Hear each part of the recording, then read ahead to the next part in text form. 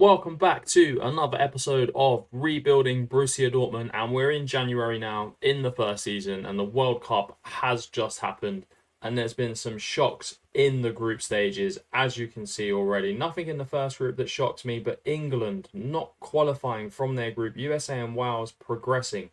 I mean, that's shocking from England. Argentina didn't progress either. Poland and Mexico went through. France and Denmark going through, Germany and Spain, as you would expect. Belgium and Morocco going through, Croatia out. Brazil and the Swiss going through as well.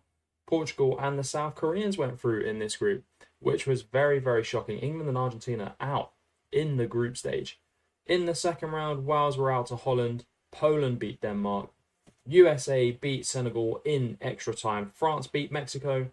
Morocco pulling off a big shock, beating the Germans. Brazil beating South Korea, Belgium beating Spain, the Portuguese beating the Swiss. In the quarterfinal, Poland pulling off a shock, beating Holland on penalties.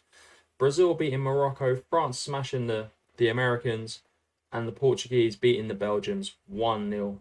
That takes us to the semi-final, where Brazil smashed Poland 4-1 to reach the final. France got a nervy extra time winner against the Portuguese to set up Brazil-France in the final.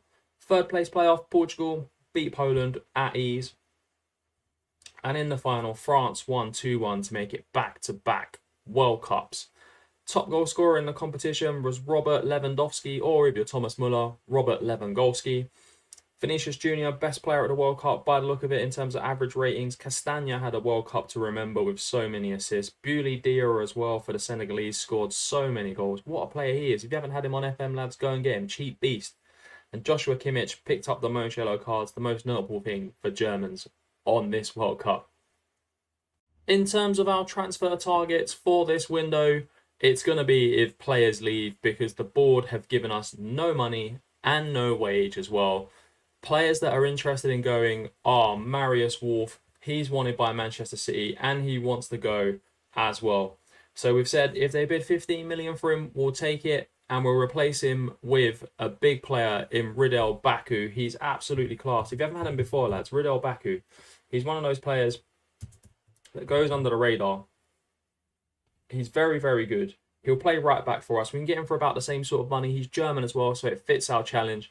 And I feel like he's a better player than Wolf. Maybe we can squeeze some more money out of Manchester City, because they do have a lot of money. Another player that is causing a lot of attention in our squad is Jude Bellingham, and you would expect it. He's valued between 97 and 109 million pounds.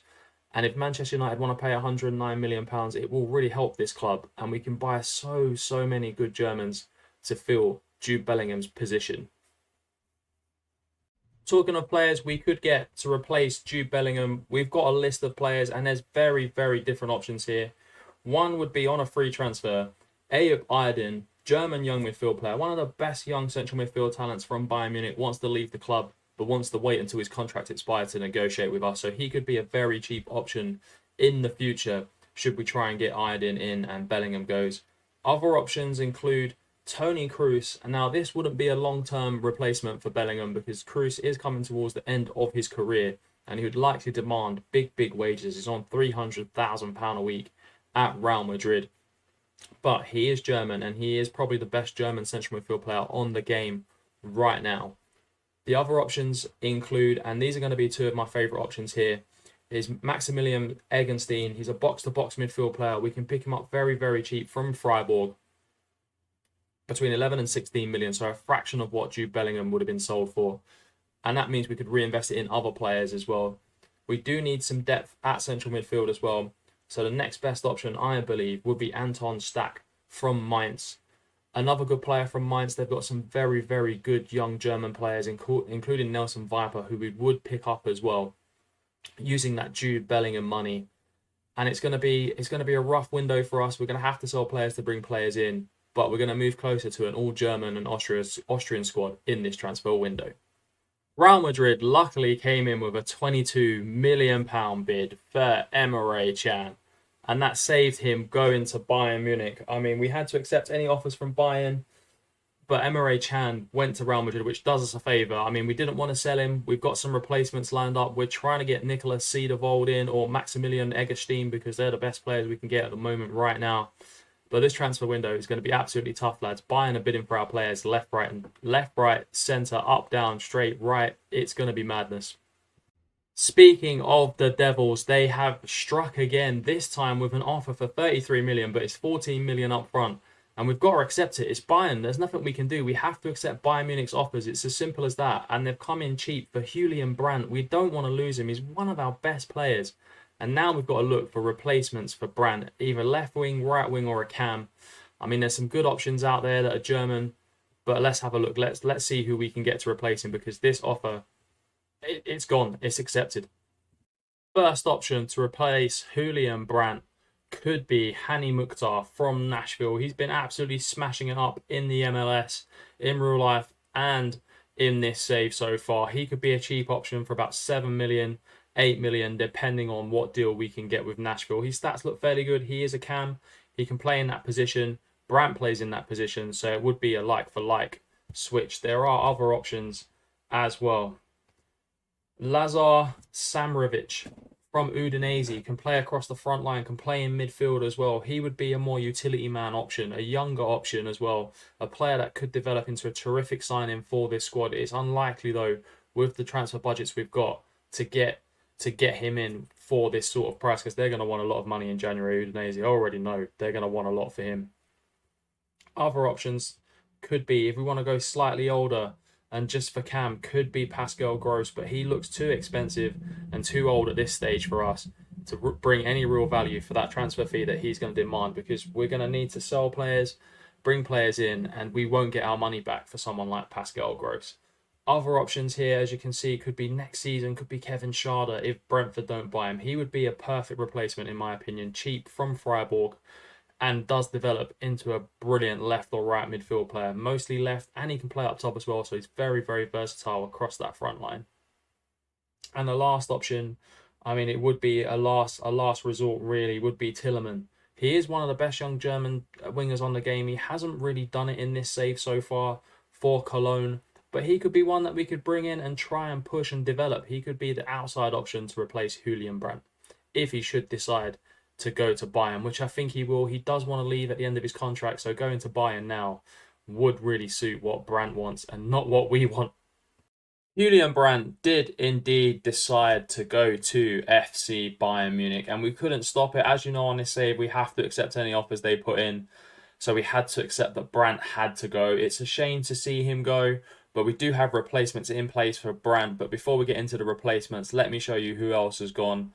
Marius Wolf also went to Man City. The hero of Milan has gone during this transfer window as well. But it's not all doom and gloom here at Borussia Dortmund. We do have some new players that I can show you that I'm very excited about as well. We do have players like Anton Stach, who's come in to replace Emre Can. As you know, we can only sign German or Austrians. We went for Cedarvold. Cedarvold decided to go to Tottenham. And the next best option for us was Anton Stach from Mainz for the budget that we've got. He's going to be class for us. He's a very, very good ball-winning midfield player, a position that we play in-game. So I think he's going to be a long stay in this Borussia Dortmund save and squad. German international as well. The future's only bright for him. 24 years of age. Fits in with that young German squad that we've got. The other player that we brought in that I'm excited to try, is Hani Muktar. He's already played one game for us and got an assist. He's a player that I never see anyone sign. He came from Nashville for very, very cheap. German, not an international, a former under-21 international for them, but can he bully his way into the German national squad and push our Borussia Dortmund side forward and replace Julian Brandt? It's big shoes to fill from a player that has never played in the Bundesliga before, but I feel like Hani Muktar could do it for us. Going into the Klassiker, we've had an absolute brilliant run of form, beating Augsburg, beating Cologne, beating Bochum, and only conceding 2 goals as well. We're at home in the Bundesliga against Bayern Munich in one of the biggest games of the season, as we are joint on points with them in the league. They're only above us on the better head-to-head record The goal differences are exactly the same. And as you can see, Makoko, whatever you want to call him, and Kareem the Dream are firing goals in. Can they fire us to a win against our biggest rivals in the Bundesliga? The team news is in for the Klassiker, and it is our best team against what looks like their best team. Julian Brandt doesn't even make the starting 11 for them. He could be a bench player for the season for Bayern. But our new players, none of them start for us as well. Stach and Muktar on the bench as well. Haller coming back from injury too. But it's looking like the best squad that we've got. Kareem the Dream, Yusufa Makoko. Come on, boys. Fire us to a big win against Bayern Munich. We're Borussia Dortmund. It's not coming out right today. As you can see, we're playing the 4-2-3-1 against Bayern Munich. We're at home at the Signal Iduna Park. They're playing a 4-2-3-1. They've got a very, very strong squad. We've got a very strong squad. It's going to be an absolute monumental battle at the top of the table in the first season. Identical records in terms of goal difference and points. The big game begins now. The big game has started, lads. Come on, Dortmund. Let's get ourselves a massive win. Our first ever win against Bayern Munich as manager as well in the Klassiker. Hummels into Nikolai Süle, who bangs it forward. Kareem's in behind Davis, but we know Davis has pace, but Kareem's got it as well. The Dream finds Makoko. Oh, Makoko misses. He don't normally miss them, lads. The pressure of the Klassiker has got to him there. The young 18-year-old missing a big opportunity to score an early goal for Dortmund against their biggest rivals. Come on, the boys. We're better than this. And it's Musiala's in behind Süle. Süle's got no pace. Musiala cuts in. Kerbal with a good save. This is why we're linked to Riddell Baku at right back, because Süle is definitely a centre-half and not a full-back, wing-back. And Baku would offer us such a better option at right back than Süle would.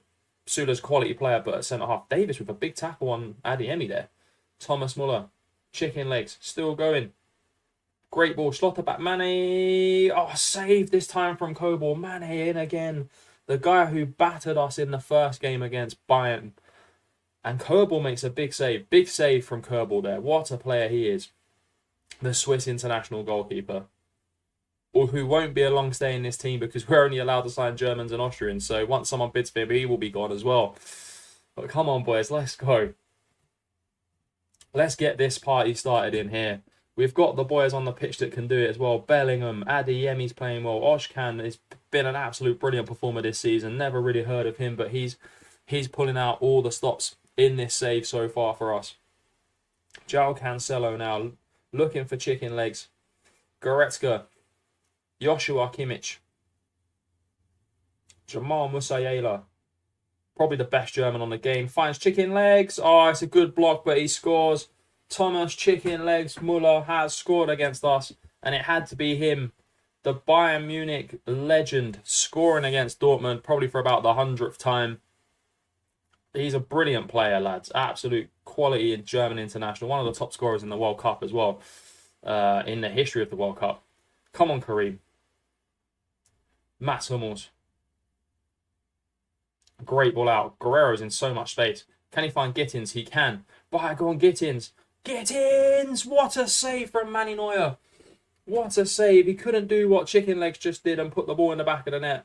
The young Bygone Gittins should have put the ball in the back of the net there, lads. There should be no excuse for missing that chance. Would Julian Brandt would have scored that? To be honest with you, lads, he probably would have. Big miss in Brandt in these big games. Schlotterbeck goes for an absolute worldie, but it's never going to happen. And Bayern survive again, lads. Bayern survive again. They've had the better of the game. Kareem the Dream is absolutely knackered, lads. And he's picked up a knock, so he's going to come off for Muktar. And Marco Reus is going to go out on the wing. Can Reus influence the game? The 33-year-old German international. Muktar off the bench as well. One of our January signings. Brandt's replacement. He needs to step up. Delic. Jamal Musiala into Davis. Pressed by Makoko. Come on, Makoko. That's the spirit of this Dortmund side. Oshkan. Gittins. Gets beat by Cancelo. Rafa Guerrero in acres. Gittins makes a good run after getting beat by Cancelo. Oh, he makes the wrong choice. Moukoko was in the middle, waiting for a tap in. Joshua Kimmich. And it's saved by a Kerbal. Collected easily as well. Come on, boys. It's only 1-0. There's still plenty of time left in this game to make the difference. Gittins. Oh, he's unlucky. Gnabry twisting, turning, but Guerrero's there. Gittins again, who's had a big impact in this game so far. He's just beaten 2 men with his pace. Look at him go. Go on, Gittins, son. Go on. If he can find the right cross, his final balls have been lacking. Oh, it's a great ball into Oshkan. Who can Oshkan find? Finds Marco Reus with a scissor kick goal. Marco Reus. What a goal from big Marco Reus. He scored an absolute worldie to put us back in the game, all made by Bygone Gittins. What a player this young lad is. It's a shame he's not German because he won't be able to stay at the club. But what a baller he is. He's had a big impact on this game. He probably could be, we could be 2-1 up. But we're not. It's 1-1. Nicolai Sörler's knackered. Jude Bellingham's knackered. It's going to be an Anton Stach debut. Marco Reus is tired, but we just haven't got the options on the bench to take him off. I mean, we could put Matthew Mori on, but it's a big downgrade, lads. We need some more forward line players. We're going to have to try and get Jan Thielemann in as well. Or Weimer, the Austrian winger from Wolfsburg. There's going to have to be some sort of backup we need because we can't be dropping the quality down of the squad like this. But it's going to cost us big money to get those boys in. Goretzka to Musiala. Musiala hits one over the bar. It was a heart in the mouth moment there. Gittins is tired as well, and he's not having the best of games. I thought he's had a better game than a 6.1, lads. I'm not going to lie to you. Donny Malen comes on. Rafa Guerrero comes off for Tom Roth as well. Can't make any more substitutions. It helps if I can count, lads. It really helps if I can count. Donny Malen with the chance to influence this game. Rafa Guerrero. Neuer will collect, surely. Oh, Neuer didn't come for it, and Moukoko nearly rose and won a little tap-in header. Oshkan, is it a penalty, lads? It looks like a penalty. That looks like a big penalty from Salih Oshkan. Jamal Musiala trips him up. It's got to be ref. It's awarded. Who's stepping up? Rafa Guerrero steps up. Come on, Rafa. This is a big goal from the Portuguese.